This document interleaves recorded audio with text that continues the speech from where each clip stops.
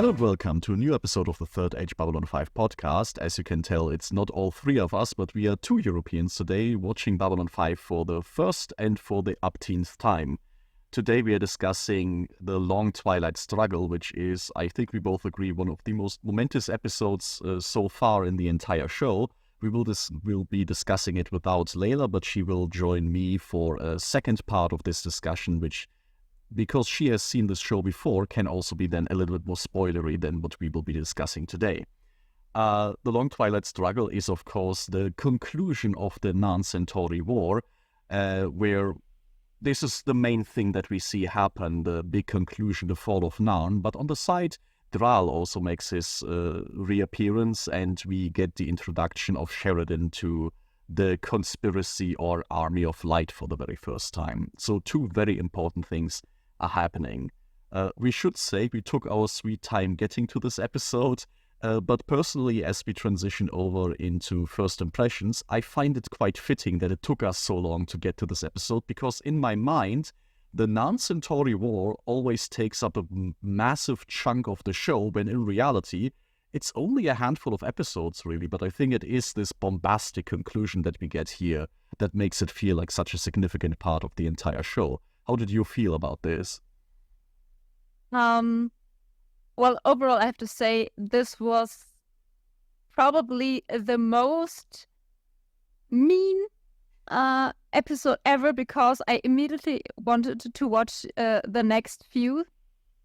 I think, yeah, as you already said, this is like the most impactful episode so far, and yeah, the important thing is that through the development of this conflict and the conflict is itself so far, we were there in this episode in this series, which makes it even more interesting to see, because yeah, we saw it grow, and now we finally reached the bottom of this, and of course it's a highly emotional episode.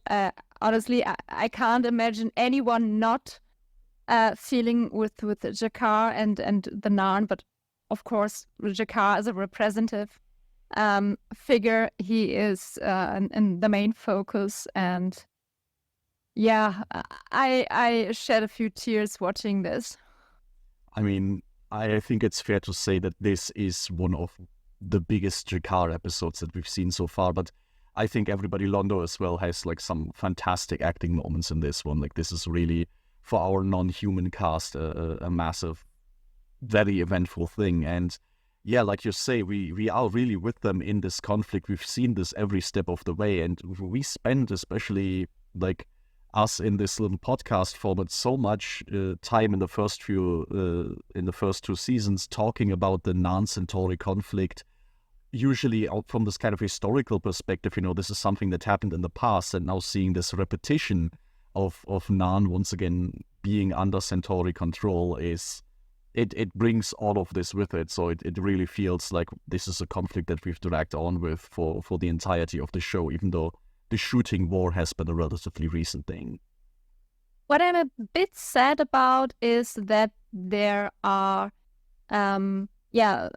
few people missing, like Veer, like Natov and Lanier, because I think they would have, probably this was just a screen time problem here, but seeing them interacting in this situation, in this moment, would have been really interesting, because each of these is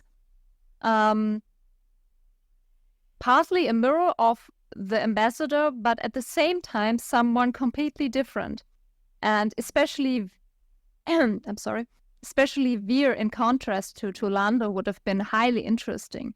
And also what we've seen from Natov ages ago would have been interesting here. How would have she reacted, and especially in the contrast there, she as a female, what would have been her reaction? How would have she work this out? Would she be with Jakar, or would have she been within the riots and fuck this?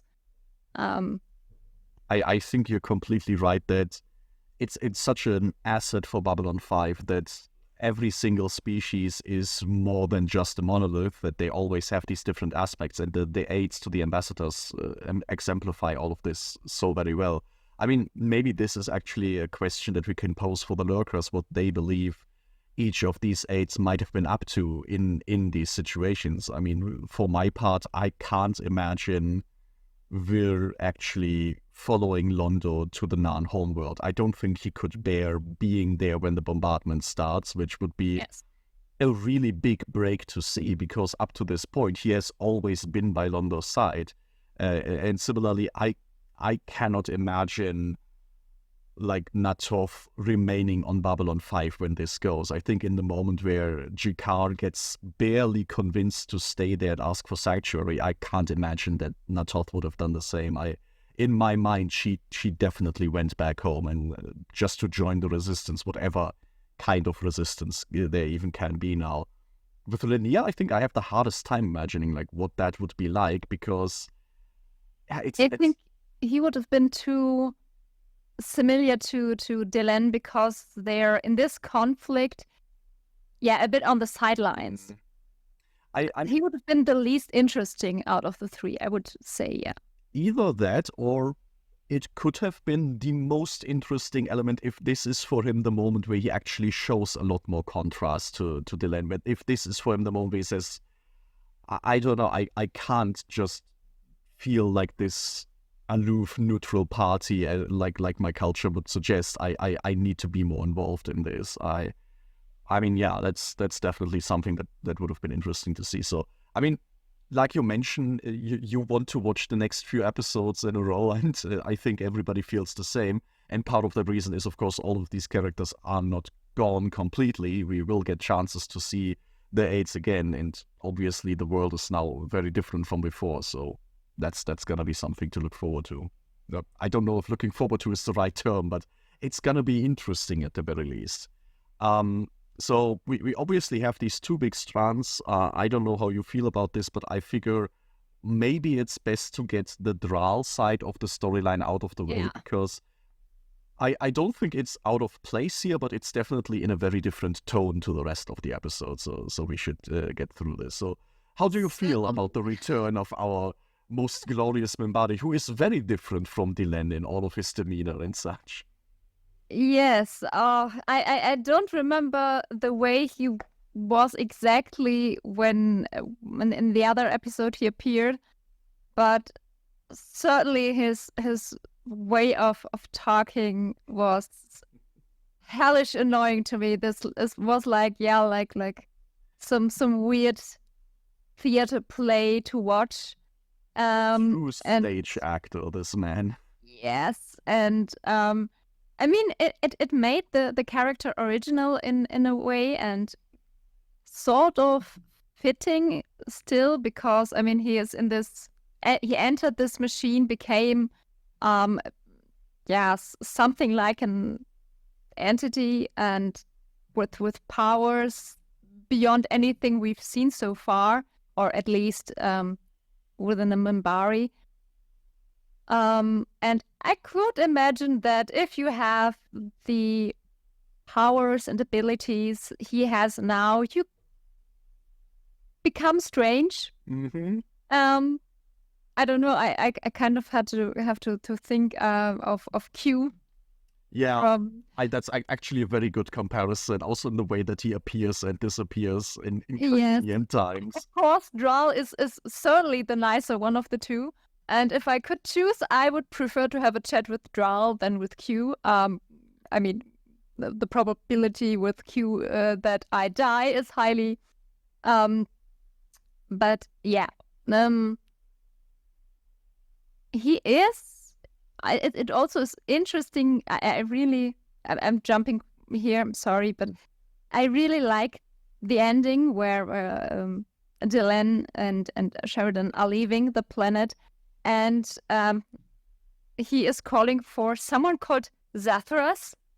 And I really loved how he was doing this. Zathras, never around when needed. And this is, I don't know, but this kind of rang with me. I really like this because he's like, he's still this powerful being now, and still he doesn't get everything he wants, and there's obviously someone that annoys him with I don't know what this creature is, but I already like it. This is, I mean, immediately makes him more sympathetic than Q, where it's very hard to imagine. Okay, but you already answered the first question I had. So Zathras didn't ring a bell. No. You have met Zathras before, though. And I want to tickle your memory. What strange creature that is involved with weird, powerful entities and, things that Q might be involved with have we seen before? And he was similarly annoying to you, I believe, as Thrall was at the time, which makes this very funny. Oh, wait. Was that this time traveling? Yes. Oh, yeah, okay. Zathras is the guy that was on Babylon 4 and appeared and such, so you can imagine that he would drive Thrall crazy. Certainly I can see this. I have to say I completely crossed him in my list of characters because for some reason I programmed it down with dead. I mean, last time we saw him, he did get swept up in a time loop, and that might as well be that he's probably caught in some sort of paradox. So that's completely fair. But I mean, I love this all the more because this means Zathras' mention here for you was a very effective scene to characterize Thrall without even making the reference. That's even better. So I'm very glad about this. And the way you describe Thrall, I feel very much the same. He feels so out of place in this episode, especially, and among the entire cast. But the more I think about him, the more I like this choice also for a casting for this role, because I like how subversive this entire plotline is for the kind of story it tells. When I think about, sci-fi stories where somebody jacks into a mega structure planet that gives them prophetic powers and such, there is usually a lot of temptation to make this a very bombastic and, mysterious, unknowable entity now. And with Thrall, it feels very much like he got connected to the machine, and what this did is it freed him from all the pretenses that come with being a Minbari. He is the most emotive and emotional and jolly Minbari that we've ever seen, I think, and maybe that is just because he has learned so much more about the universe and he's just not confined by all of these things anymore. I mean, you say you don't remember much about Thrall when he first appeared. He was this guy that was kind of saying goodbye to Delenn and saying, I'm ready to step into the sea. I don't feel comfortable with how things are back home anymore. He had kind of this melancholic energy about him, and that's gone. Whatever kind of starting depression he might have had, he's cured from that now. He's completely...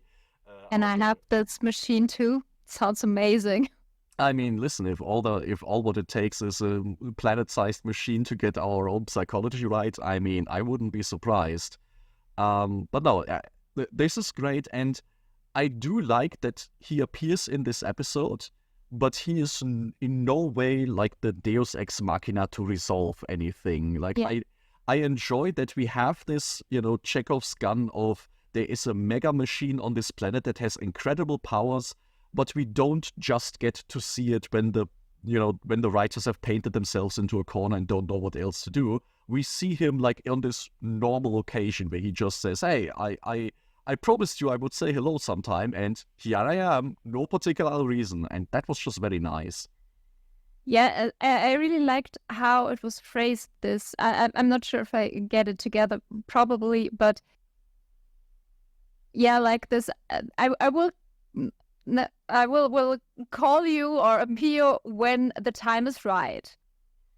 And the time is now. And when do you have this kind of happening? Usually it's this mysterious, when the time is right, I will be there. And then they were never heard of again. In this moment, it wasn't like years, decades or centuries. It was just what was it like? A couple of months. A couple of months, yeah. When hey, I'm ready. I checked the books in the back, and I know everything, and I'm here to help. I really liked how this went.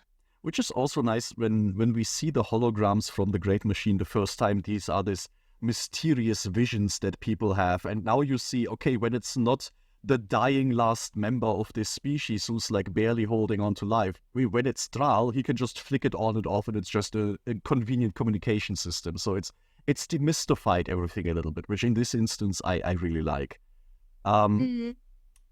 Yeah, plot-wise, this doesn't connect to our main event of the story very much. It's not a resolution to the Narn-Centauri War or anything like that.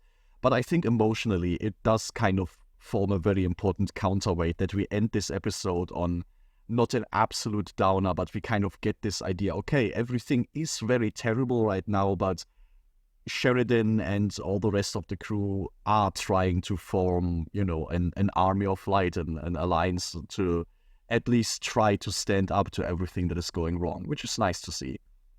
Yeah, Thrall is having a bit of a Voron moment there. Yes. Like I want to offer you the first alliance, and many are to follow. I mean, it's mysterious, a bit more clear than the usual Voron talk.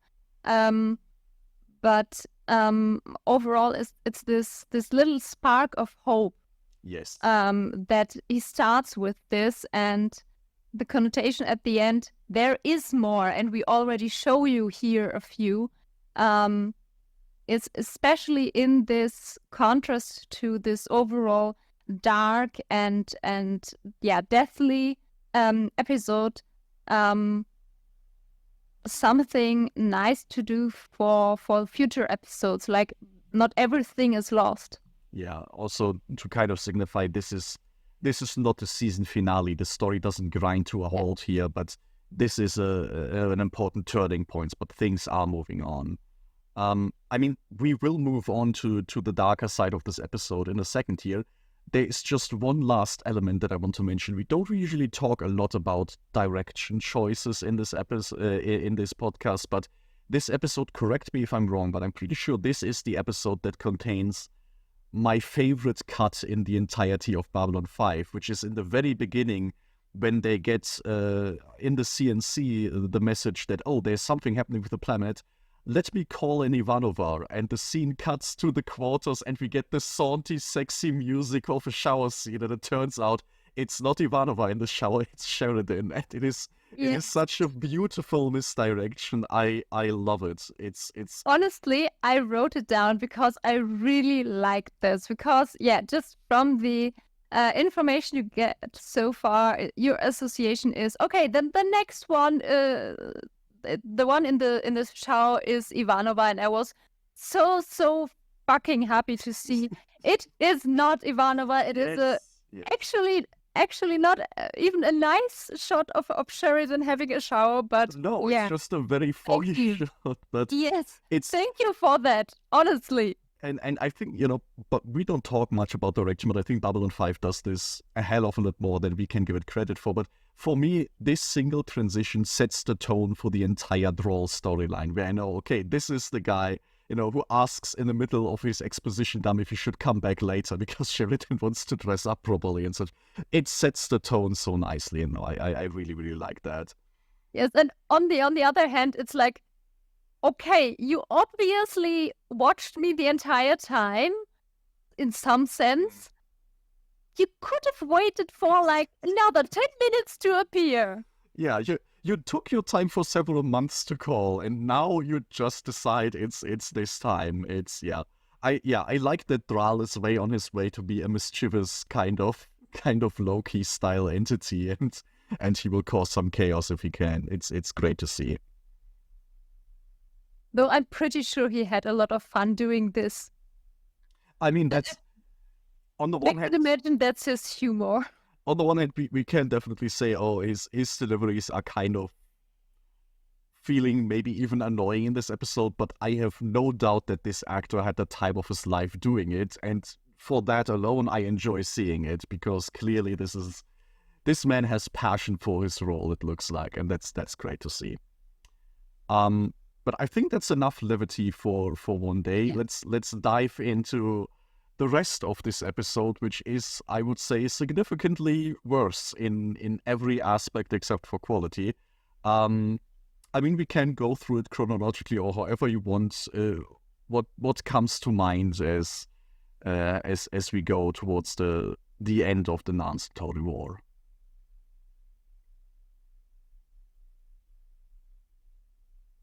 What I think is interesting with how it starts, that Lando is on Centauri Prime meeting Reefer, and he's of course he has, so far we have didn't see Veer on Centauri Prime. No.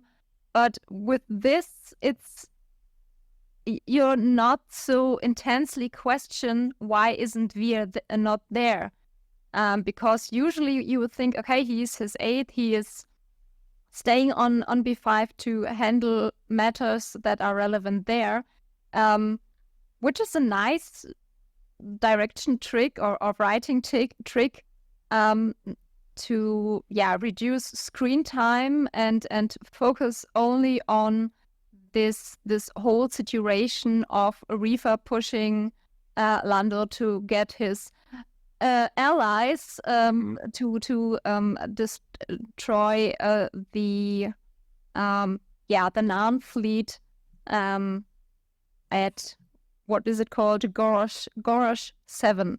For what will definitely be the last time he does this. After this, which that's gonna work out. It's always 100%. Like this. I mean, he's phrasing it like that, and right. Keep telling yourself that. I also really like this introduction on Centauri Prime, and I like that we get to see another few glimpses of Reefer, who, very leisurely sits himself in the throne of the Emperor and talks about, he's among his people, and, we have an understanding how this works. I think you get an eerie sense that the Centauri Republic was never a nice place per se, but when Emperor Turhan visited the station, there was at least a sense that there is a court and, some semblance of an order. And now the throne is empty, and the Emperor is just kind of this figurehead having a party somewhere. And it very much feels...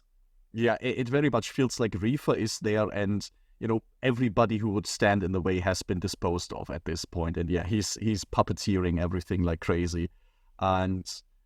I'm very curious, and I guess this will go through the entire episode, how to feel about Londo in this situation, because, I mean, there is no question that what Londo is doing here sets him on a terrible, terrible path, but, I mean, I'm curious what your impression is, but especially in these early scenes, I don't get any sense that Londo has any particular joy dealing with Reefer in these events.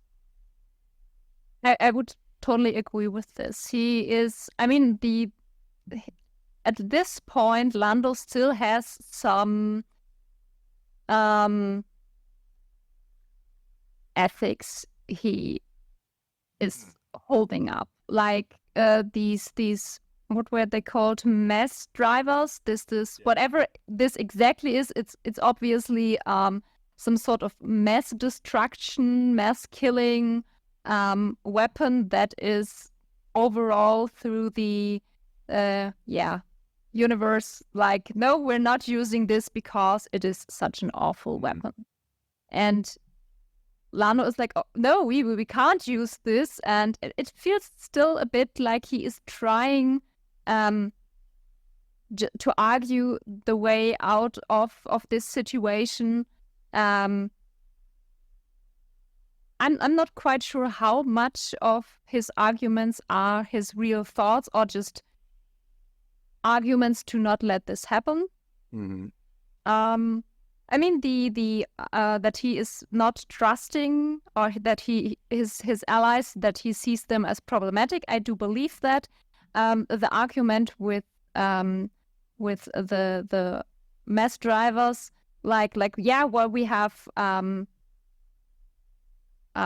contracts with others, this seems a bit like a forged argument or pushed argument.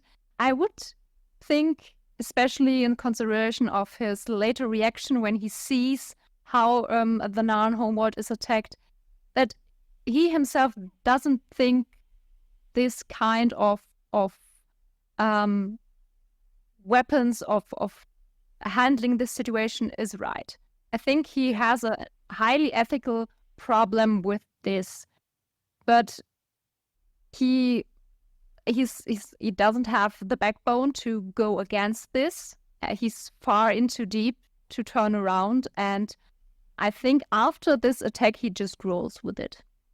I think, yeah, especially, I mean, I will refrain from saying too much towards the end of the episode, but it does definitely feel like he accepts his role at some point. But, finding joy in it is a very different thing. I will want to talk about these master drivers when we get to the bombardment a little bit, because I think there are a few levels of this that are very interesting. With Londo's arguments here, I'm completely with you that I'm not entirely sure how many of them are his genuine feelings and how many are him kind of rationalizing away everything.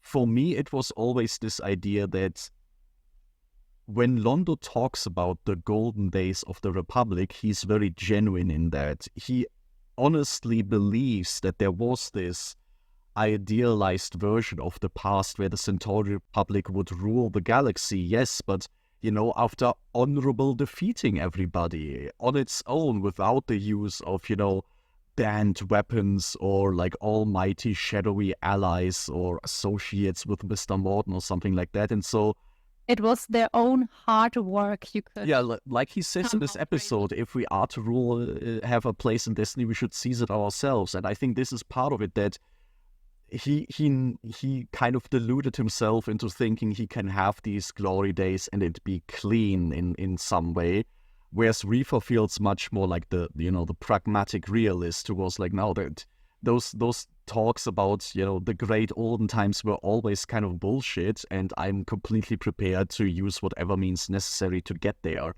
And I think that ruthlessness is just something that London never really signed up for. And I'm not a big fan of Reefer in this episode for obvious reasons, but the one thing I do really like is that Reefer forces Londo to actually watch everything of this, because I do think this is the first time Londo is really confronted firsthand with what his connections actually entail. He's never witnessed his associates slicing up enemy vessels and such, but now he gets to at least witness the bombardment, and that does something with him. I definitely believe that something is fundamentally broken about Londo after that point. Yeah, the point is, of course, usually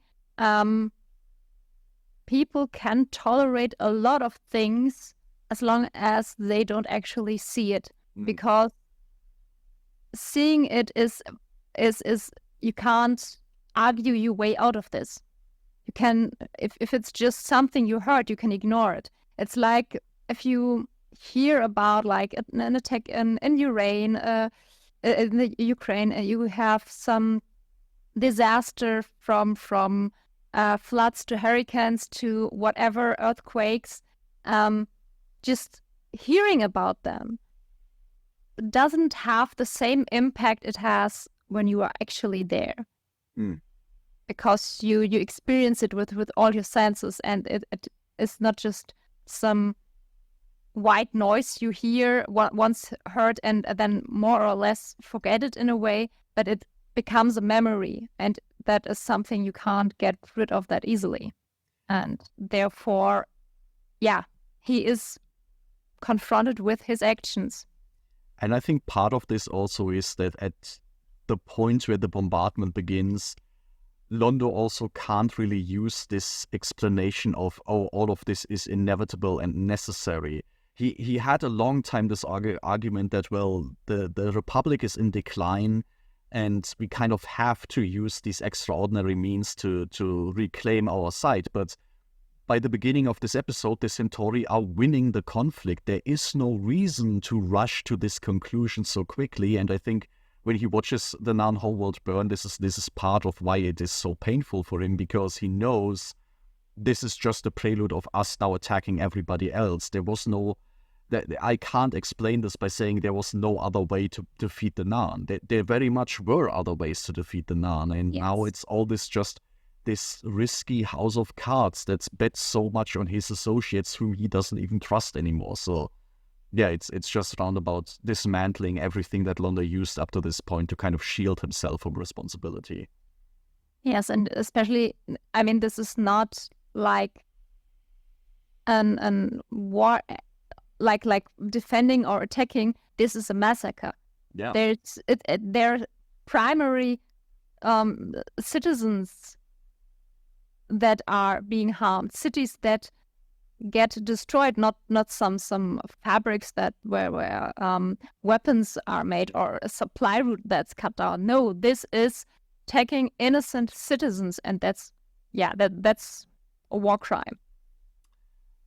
Period. We will talk about the bombardment itself in greater detail, I think definitely. But before we dive too much into that, maybe let's take a look at what this same time frame looks like from the Narn perspective, because obviously G'Kar is the other big star of this episode, and I mean we learned from him from the very beginning that the war is not going great for the Narn even before the events of this episode get into motion. But we have this entire storyline between him and his uncle, where the Narn kind of devise this last-ditch effort to try and turn the tide of the war, which I find very interesting because on the one hand, it is just interesting to get a little bit more of a detail of how the conflict is actually going, how the Narn, try to deal with this impossible situation. And at the same time, it also feels like G'Kar's entire story in this episode is like a microcosm of what his story is across the entire show. Once again, he's put in a situation where something terrible is going to happen, and he has this information, but he learns it just a little bit too late to, call off the attack or, to prevent the war in the first place. And so he's just relegated to being this powerless bystander and can't do anything but watch. And yeah, in both instances, or in the story overall in this episode, it's just heart-wrenching to watch, honestly. Yeah, and on the other hand, he has this information, but at the same time, it's not enough to change anything.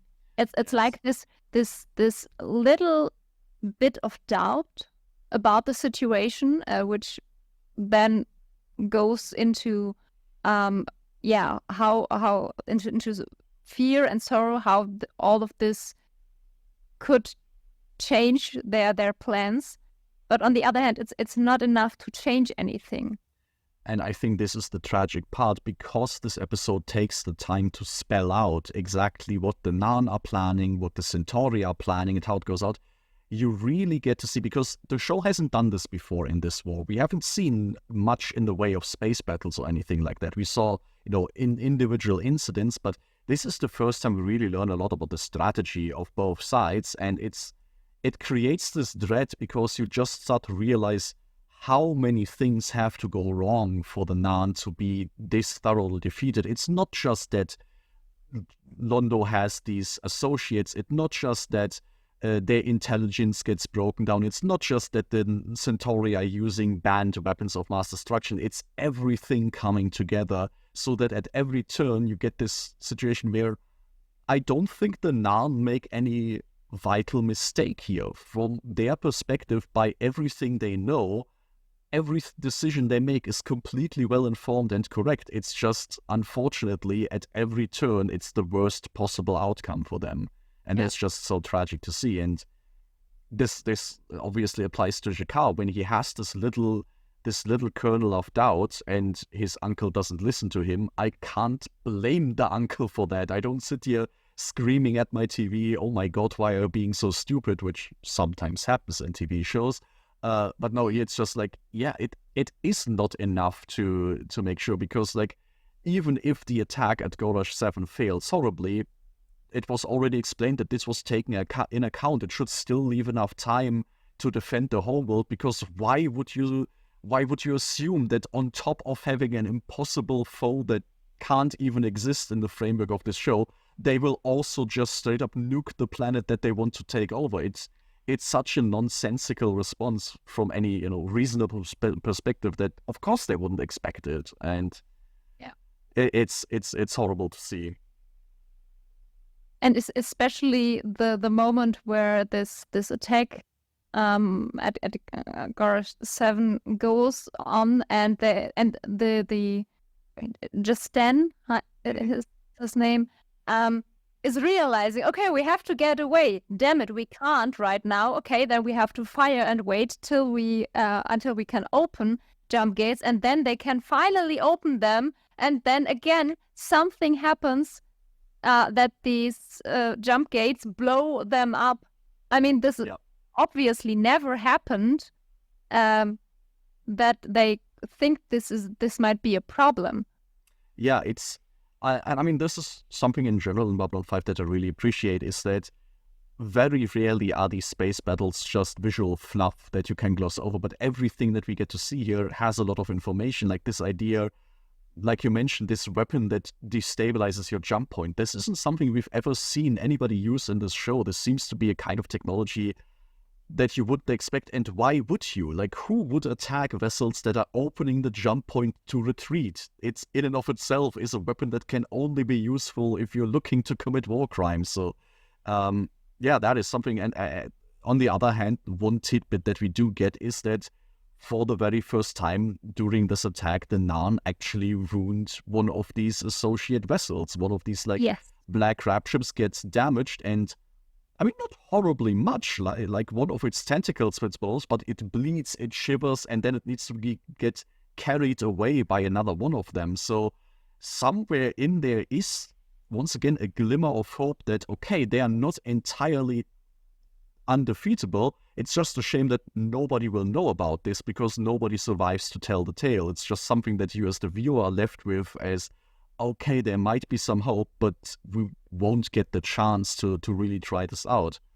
Which, of course, then you start speculating, like, is Reefer so hasty to end this war because he knows with enough time the Narn might be able to work out that the Shadows associate Mr. Morton people exist and can be dealt with? Or, like, what's the rush here? And, yeah, I'm... On the other hand, we don't know how much does Reefer know about, of course, this is Morton and co. So talking about Reefer in general, I mean, if we're talking about reasons why he might want to end the war quickly, the much more simple explanation might also just be the fact that, Reefer is the guy pushing this war. We also don't know, like, how eager is the rest of the Centauri really to get this victory? And from everything that also the Narn say about the Centauri, it's kind of the sense that if this war drags on for much longer, they might just go tired of it. So you once again also get this thing that the Centauri are obviously in a very villainous role here, but the general populace of them might not be 100% behind this. It's also just being flushed down this path, and everything happens so quickly that they don't really get much chance to realize what is happening or question it. That's one point. The other is a quick defeat might give a little boost, like, hey, we still got it. We can still beat our enemies. Yes. And with a quick defeat of the Narn, I mean, we later hear that they start taking other territories up. It's like, yeah, look, we can do it. So we can go back to our former glorious days, or whatever phrasing they will use. But it's like, yeah, giving someone their first very potent drug. Yes. Want more after Very that. much so. We will have to talk about this. The last thing I would like to mention on the Narn side of things, the entire battle of Garage 7 is of course intercut with Jikar's reaction to this, or him, having realized that his warning won't be enough, which, I mean, we've talked about before how Babylon 5 treats its religious imagery, but, him cowering over his Book of Jikwang and very obviously just praying as this battle is happening, I find is like one of the most unsettling scenes or intercuts with space battles that we get in this show, because it just, it tells you how much fate hangs in the balance in this moment, and you kind of already know at this point that it won't go any positive way. You know that the plans are set in motion to make everything just worse, and the way that G'Kar is shown to have to deal with this in this point where he can't join the fight or do anything about it is terrible, but also I think a very strong choice. Yeah, on the one hand, he's usually a really active person. Like, okay, we have a problem. Okay, who do I need to talk to? What do I need to do?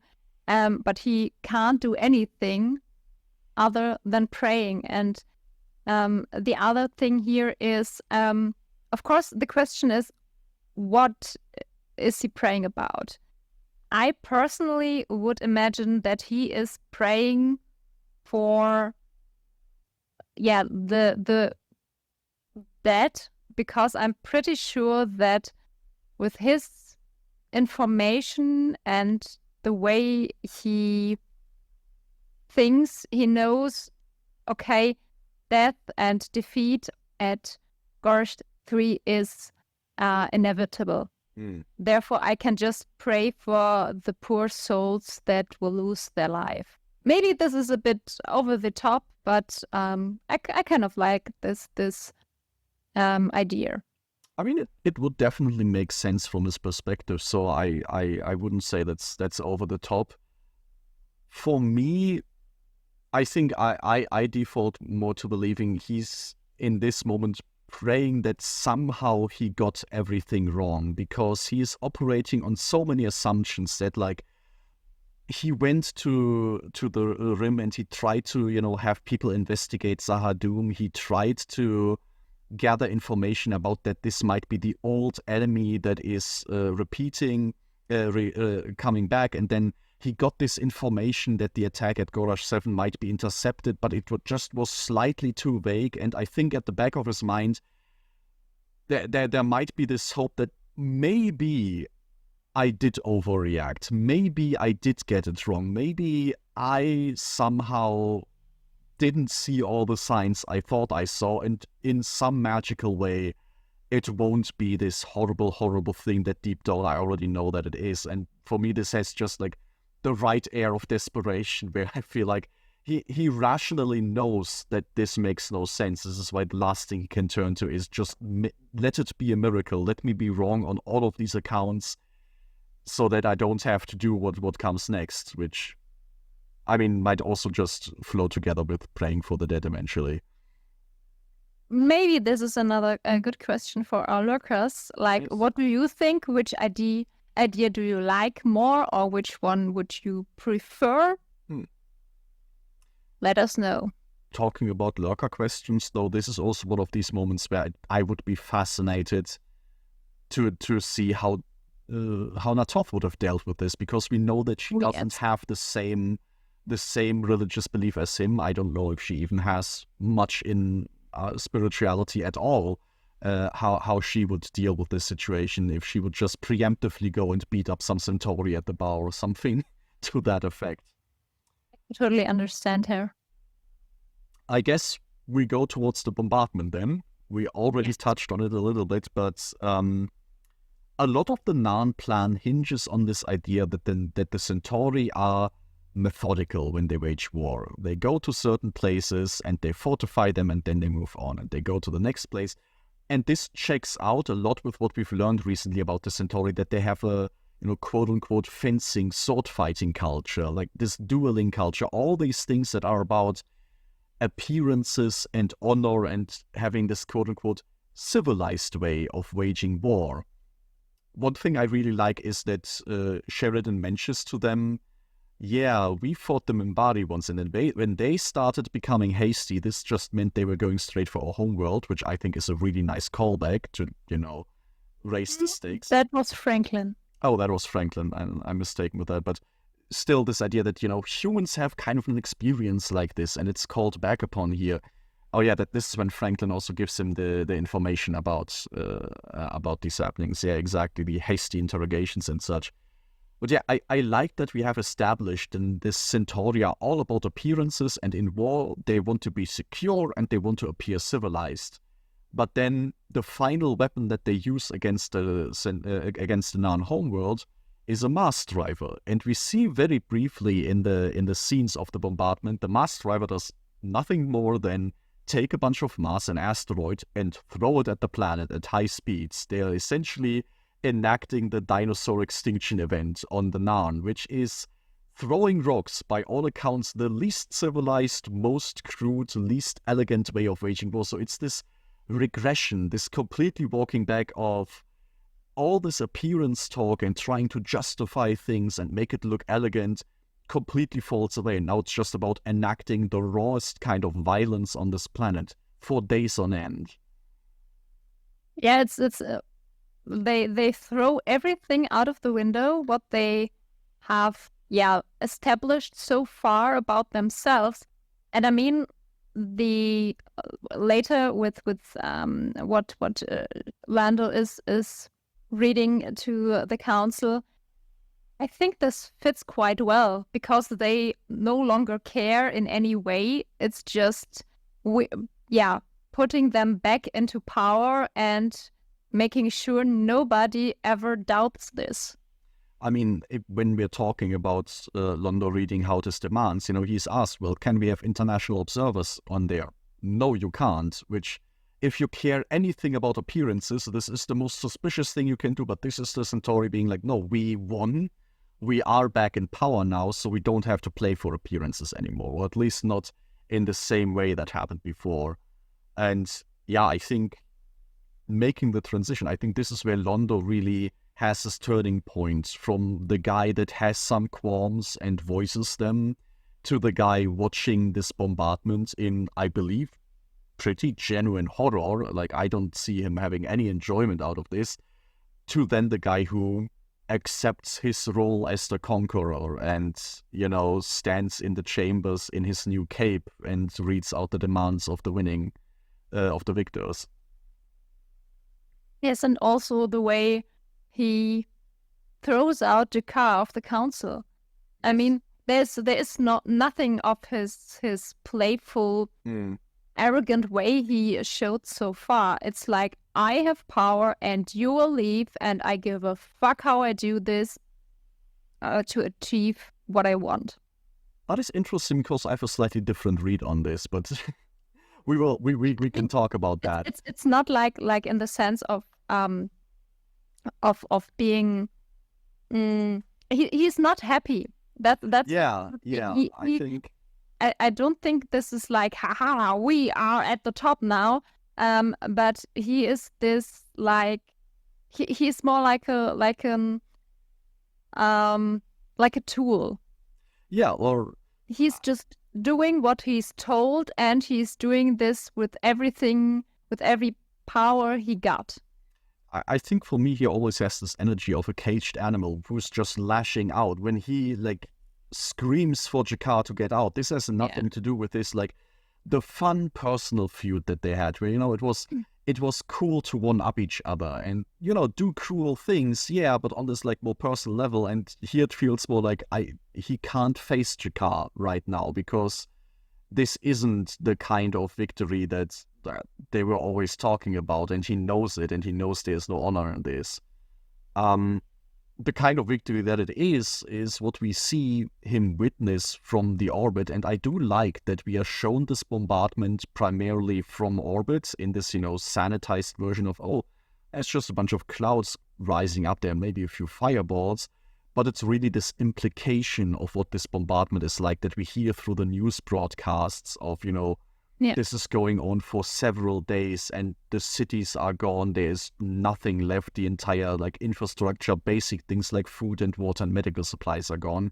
We have, like you mentioned, this has nothing to do with waging a war against the military of the Narn.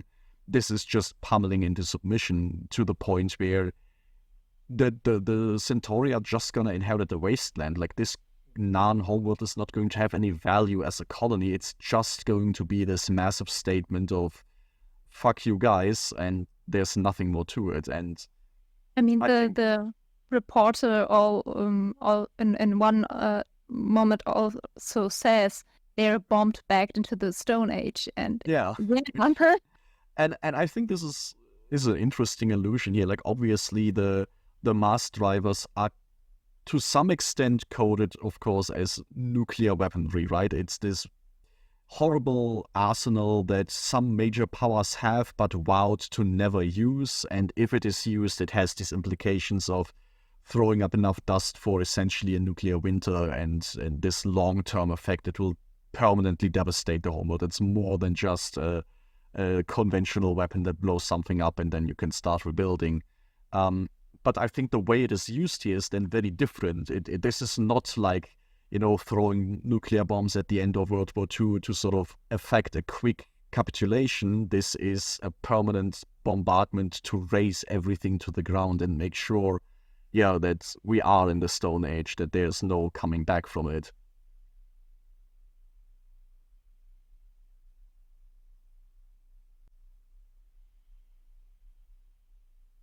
What I found interesting, since we're with the news, it's what Jakar is listening to is obviously the human channel, and not Jakar, Lando later, because there is the implication with Earth Dome, which is quite interesting that he is listening to this news channel, and also his reaction, because when it's reported about there are festivities and the emperor announced, I don't know, a week of celebration or whatever, and then the news person is saying and the Centauri have claimed a few other territories around the Narn for security. Buffer zones. Yes, we do not want to expand our the Centauri Republic, but we need this to secure this. And the moment this is mentioned, you see Lando's face going from a smiling face to a hanging face, and I'm pretty sure he at this point again realized I fucked up royally, and what I started is like the next crusade.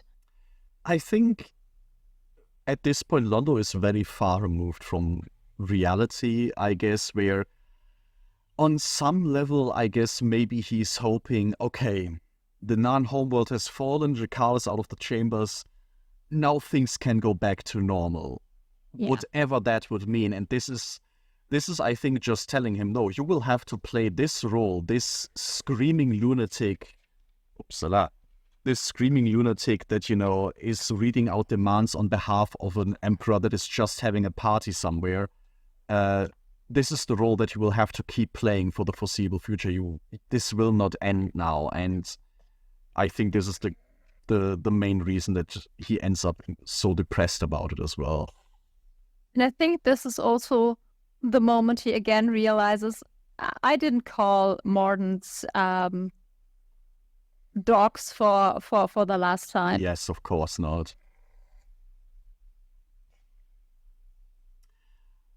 Now we went in the chronologically a little bit ahead. Of course, Jakar also has some things to say in this council chamber. And before we even get to this point, during the bombardment, the Kari, the ruling body of the Narn, of course, issues its last orders. I mean, in general, I have to say I'm glad that we get this dimension that defeat for the Narn doesn't just mean that they're getting bombed back into the Stone Age. It means everybody that was affiliated with this government is now gonna be hunted down and executed, put to prison. Like, that occupation means more than just, there's new management. It means that everybody that is perceived as a problem under this new regime will be removed, and that even after the bombardment ends, this is just the beginning of sort of the terrible times that the Narn are in for.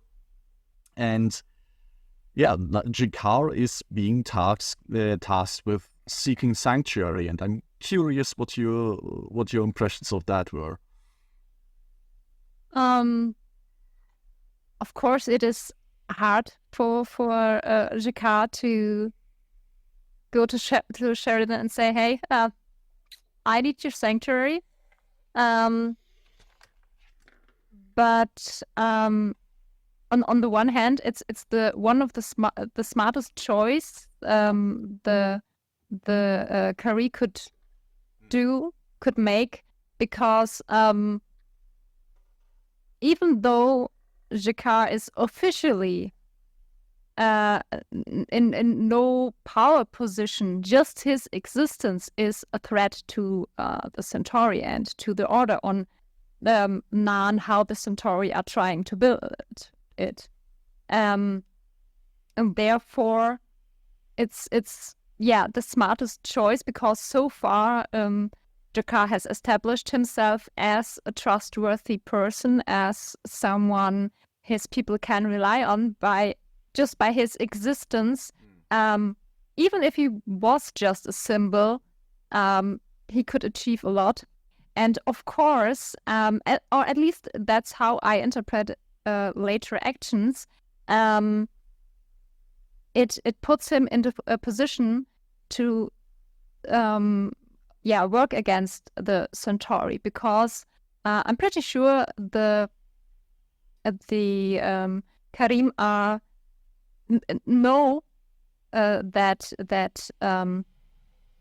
with even though the Narn are surrendering, what the things that are happening or about to happen will go through the entire universe, and people will have to react on this. And so far, what they know about, especially the humans, or generally B5, they just know that there is a chance for help.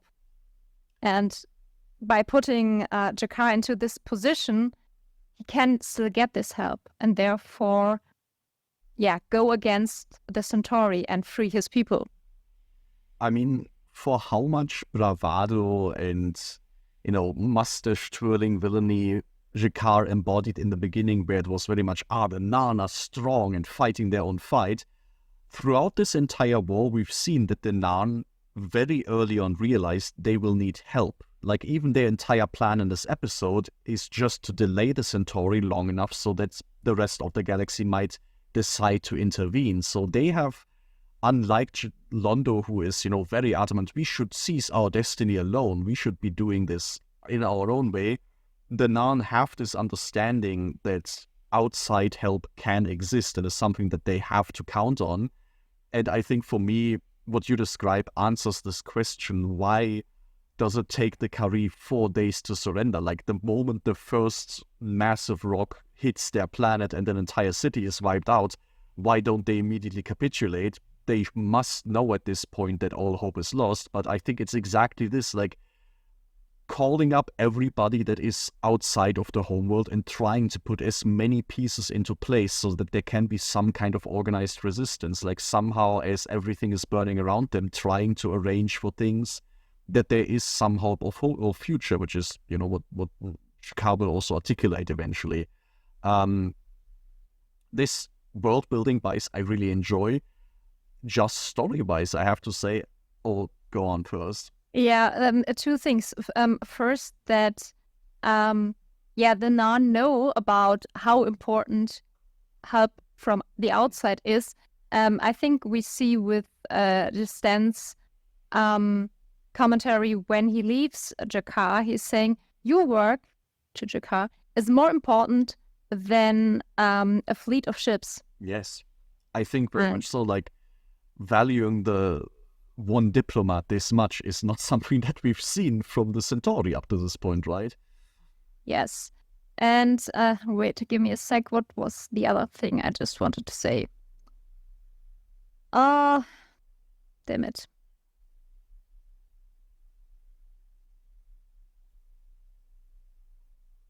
Oh, yeah, right. The other thing I wanted to say is that the preparations the Narn are making before their surrender I mean, it's not like it's the first time for them. They already know what will happen. And since this is the second time, they can now prepare for this situation. I mean, this is the tragedy or the tragic irony of it all. But at the end of the day, being conquered, this is the one situation, the one home advantage where the Narn have won against the Centauri before. It took a hell of a long time. It was bloody as all hell, but they know that they can do it still. It's just the horrible tragedy of getting to this point again and like feeling the cyclical nature of history at this point.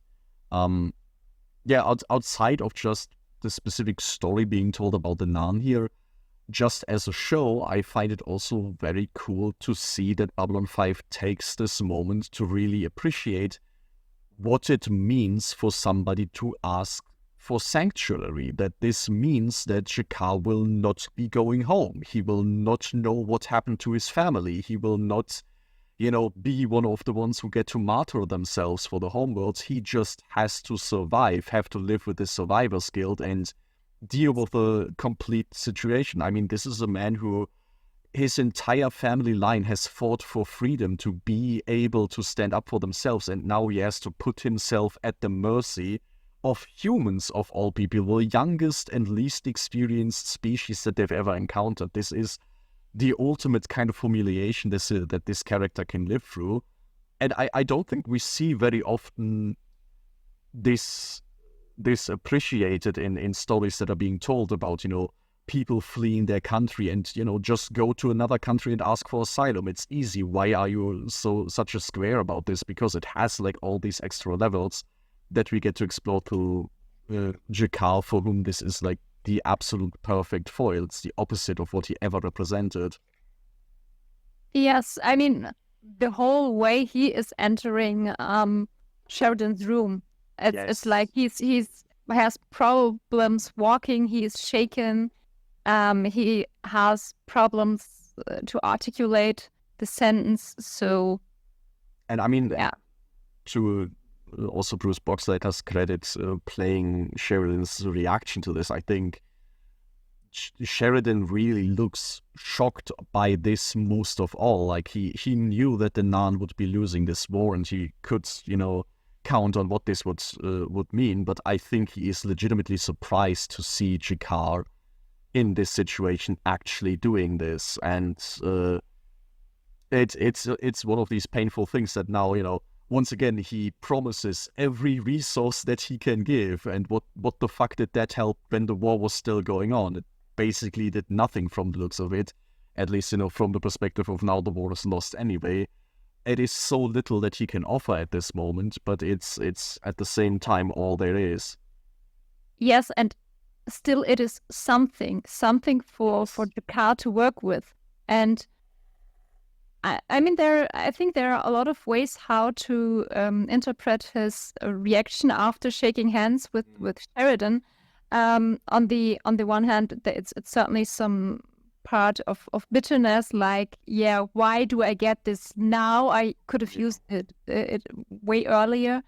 On the other hand, okay, I have this to work with. I am not standing alone, standing there with nothing. I have obviously resources, contacts, I can work with. I don't know what it is and how much it is, but it is a start.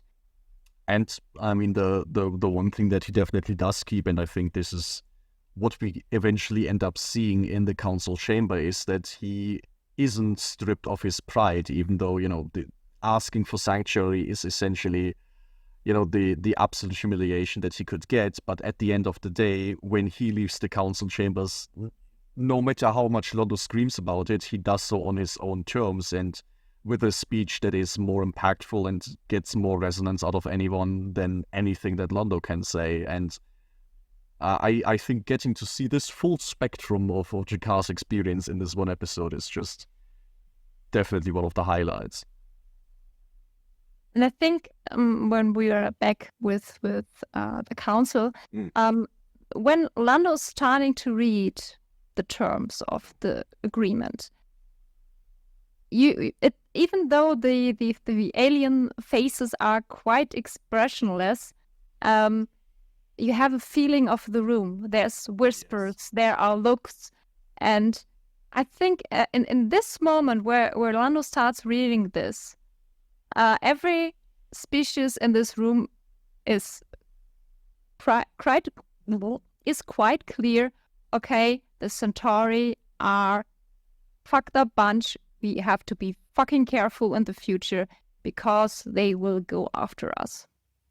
And I think this is great to see, especially as this alien perspective, because I think we see humanity has kind of deluded itself into believing to be in a safe spot. They've, started building their own buffer zones in Gropos. They've started positioning themselves as one of the big powers.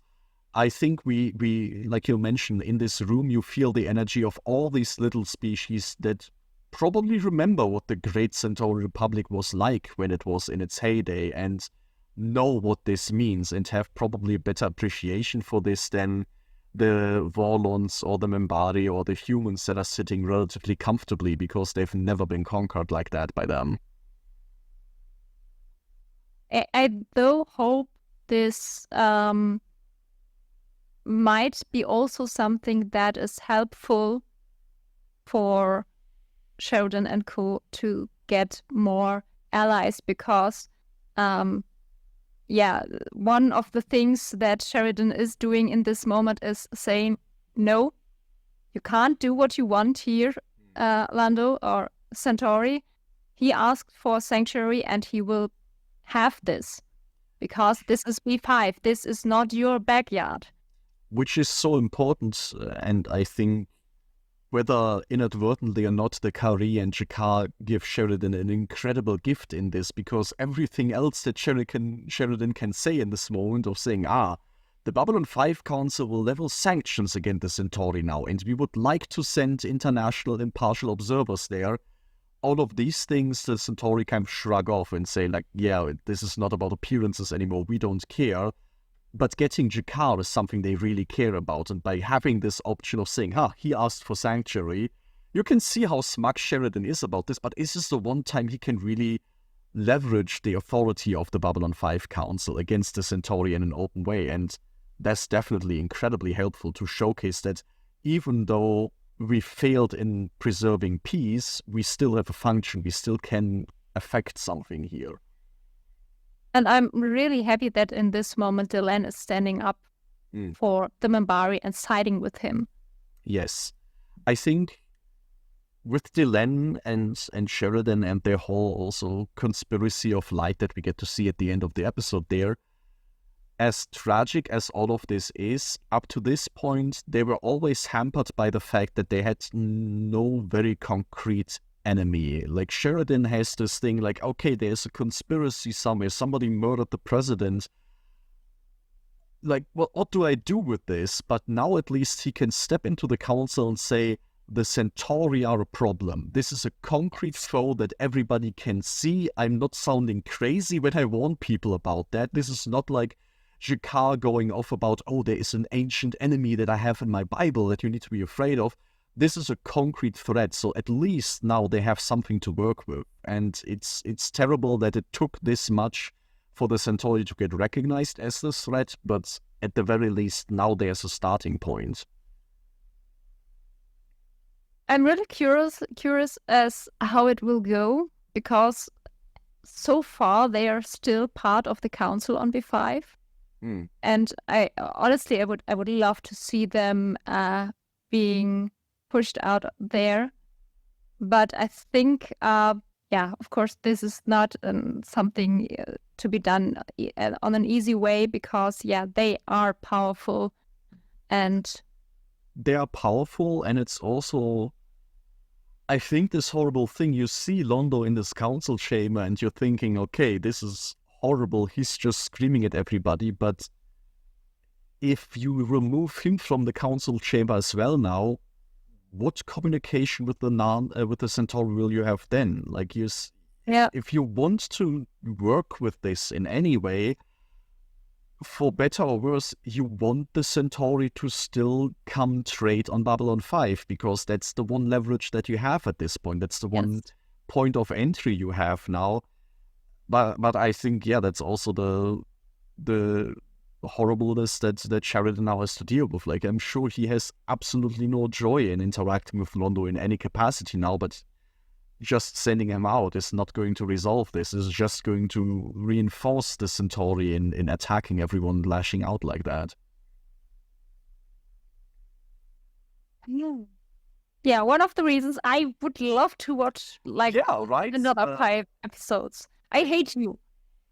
We end on, I guess, this, and we kind of steer towards this. There is this high note of, at least, I think Sheridan calls it the Parliament of Conquerors, as the manifestation of the enemy, which is a beautiful poetic term for let's not all get blown up by whatever secret enemy we are fighting here.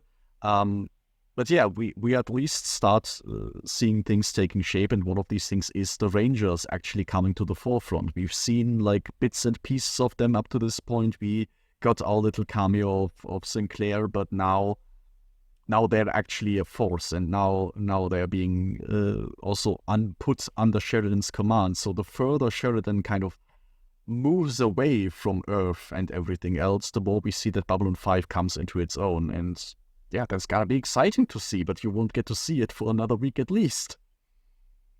Damn it. But I think for the main part of this episode, as our first impressions, this is a pretty decent summary. We will talk about the wider implications of this story, and of course its place in the larger tapestry of Babylon 5 with Layla, next installment most likely. And then finally we will get to the next few episodes. But who knows? Maybe we get like a bunch of bottle episodes and individual adventures that have nothing to do with the major plot, because we've spent all. Of course we will have. No, of course we will have, just to torture me a little more. You will see that as the show goes on. I mean, Layla keeps talking about this as well. This momentum that we have now will keep going, and we are in the part of the show now where things start flowing much more into one big stream. So this is going to be interesting to see, and I'm very excited to see how many more torturous endings of episodes you will have to endure. For this time, I guess this is it. Our lurker questions were plentiful this time round from, what do you imagine the eights were up to during the events of this episode? What do you think Jakar was praying for in these final moments of the Narn resistance? And I guess with these questions we leave you, people can find us, of course, on all the various social media platforms. We are trying to keep up, and we are trying to uphold a semblance of a schedule. It's not always easy, but we have our own conspiracy of light plans in the works that hopefully will ensure that we have something to showcase for you every other week from now on. So we hope you enjoyed this episode, and see you until next time.